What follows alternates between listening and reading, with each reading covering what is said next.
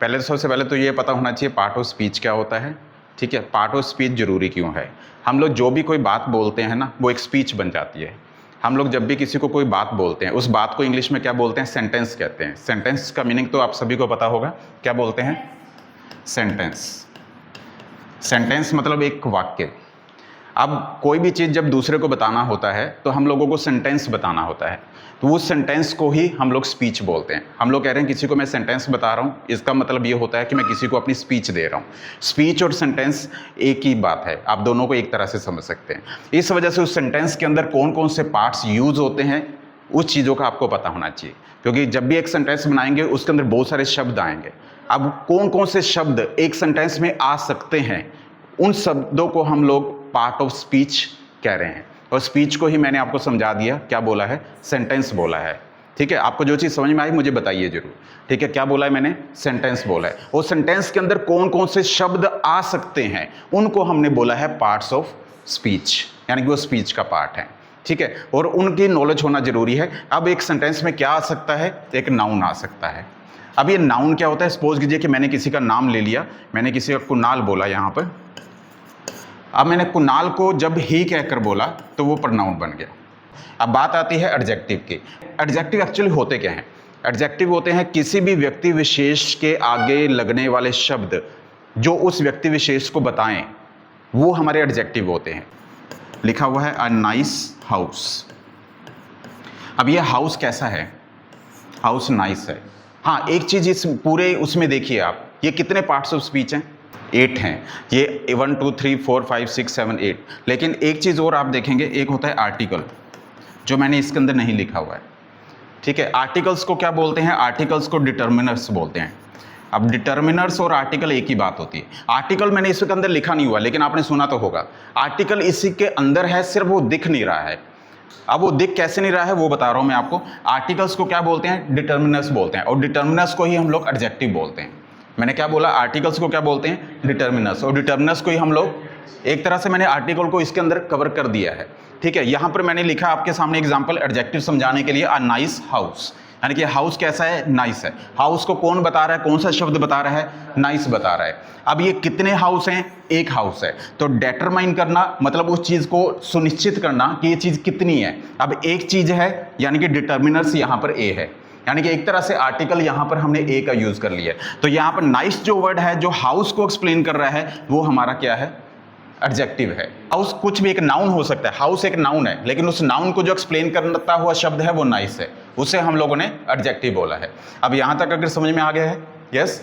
अब आगे चलते हैं। अब नेक्स्ट वर्ड है हमारे पास एडवर्ब।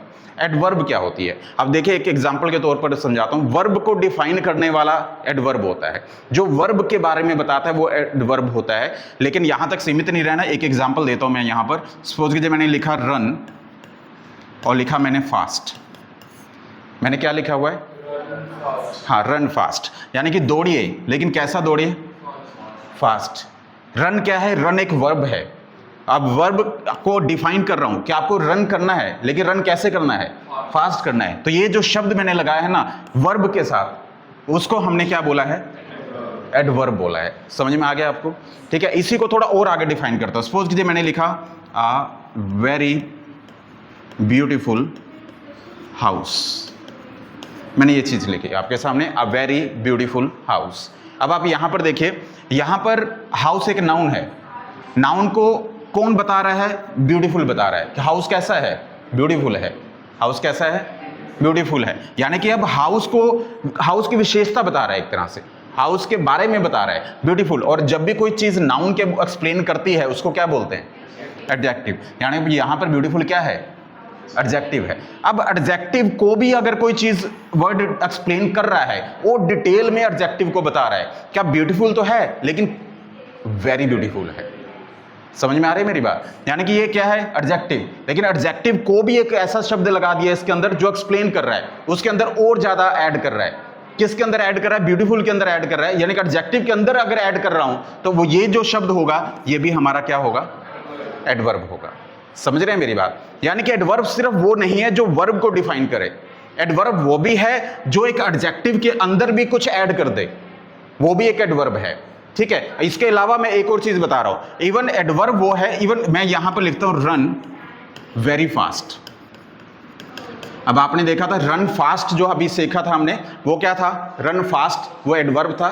दौड़ना था कैसे? फास्ट। तो अभी मैंने थोड़ी देर पहले बताया था वो क्या था? एडवर्ब है। अब मैंने एडवर्ब को भी मैंने डिफाइन कर दिया है, एडवर्ब के अंदर भी कुछ और ऐड कर दिया है कि फास्ट तो करना है लेकिन वेरी फास्ट करना है। अब एडवर्ब को भी एक्सप्लेन कर रहा है कौन?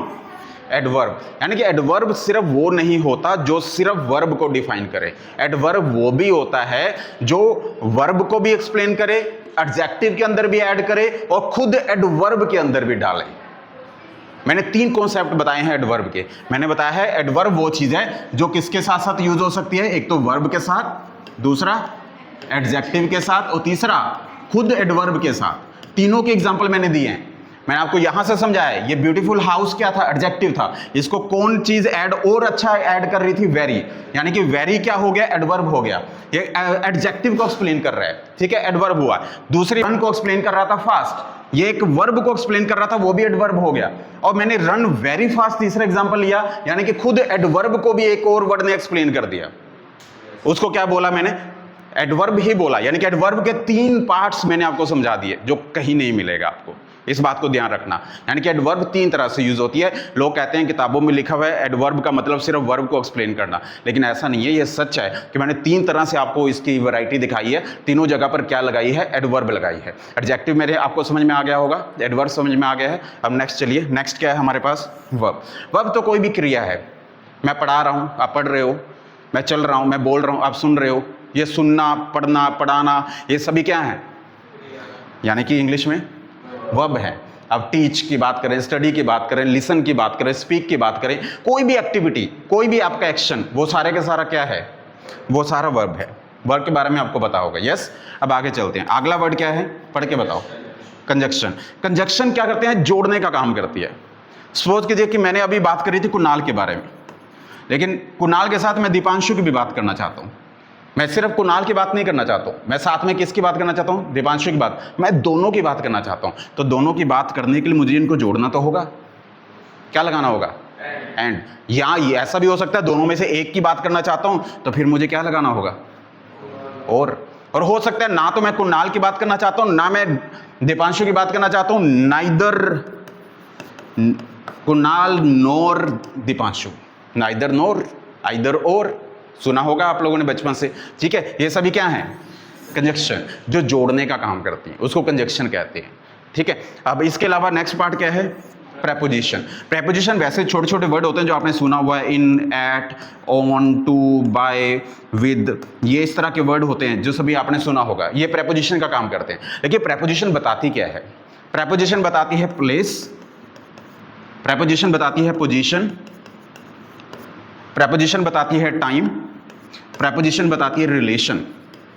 यानी कि अगर मैं किसी भी प्लेस की बात कर रहा हूं, फिर मुझे प्रेपोजिशन लगानी जरूरी होगी। किसी पोजीशन को बताना चाहता हूं, मुझे प्रेपोजिशन लगानी जरूरी होगी। कोई टाइम बताना चाहता हूं या किसी के साथ रिलेशन बताना चाहता हूं, तो ये सभी कुछ किससे पॉसिबल होगा? प्रेपोजिशन से पॉसिबल होगा। तो प्रेपोजिशन समझ में आ रही है। अब नेक्स्ट पार्ट चलते हैं। नेक्स्ट पार्ट क्या है? इंटरजेक्शन है। अब इंटरजेक्शन क्या होती है? अब इंटरजेक्शन जैसे कुछ इमोशनल वर्ड्स, जैसे मैंने कहा उसकी डेथ होगी, आपने कहा वो उसकी डेथ होगी, सडन ऐसा कुछ हो गया, ठीक है। मैंने कहा कि आप पीटी के बिना एब्रोड जा सकते हो, खुशी की बात है। मैंने कहा बहुत मजा आया सर। यस, ये जो सडन चेंज होता है ना इमोशंस में, वो सब कुछ हमारा इंटरजेक्शन होता है। इवन जब उदास होते हैं ना हम लोग अलास कहते हैं, अलास। एक्सप्लेनेटरी मार्क आता है इसके बाद, उसकी डेथ होगी, अलास, इंग्लिश में, ठीक है। जैसे आप लोग ने खुशी की बात है, कई बार आपने हा हा सुना होगा। अब ये जो हा हा है, ये सभी क्या है? ये सभी इंटरजेक्शन है, खुशी को दिखा रहे हैं। ये जो इंटरजेक्शन जो इमोशंस को दिखाता है, वो सभी हमारा क्या होता है? इंटरजेक्शन होता है। ये 8 पार्ट हैं, और 8 पार्ट में मैंने जो नहीं लिखा था वो क्या नहीं लिखा था? आर्टिकल। लेकिन मैंने आपको बता दिया आर्टिकल लिखा तो नहीं है, लेकिन आर्टिकल उसके अंदर डाल दिया है मैंने। आर्टिकल को क्या बोलते हैं? डिटर्मिनस बोलते हैं। मैंने ये नहीं बोला आर्टिकल को एडजेक्टिव बोलते हैं, ध्यान रखना। मैंने ये बोला आर्टिकल को डिटर्मिनस बोलते हैं, और डिटर्मिनस किसका पार्ट है? एडजेक्टिव का पार्ट है। मैंने ये शब्द बोला है। आर्टिकल डायरेक्ट एडजेक्टिव नहीं हो सकते, और उसका एग्जाम्पल मैंने आपके सामने बताया। क्या सारी बातें समझ में आ गई? एक बार नोट कर लो, फिर उसके बाद मैं आपसे पूछता हूँ।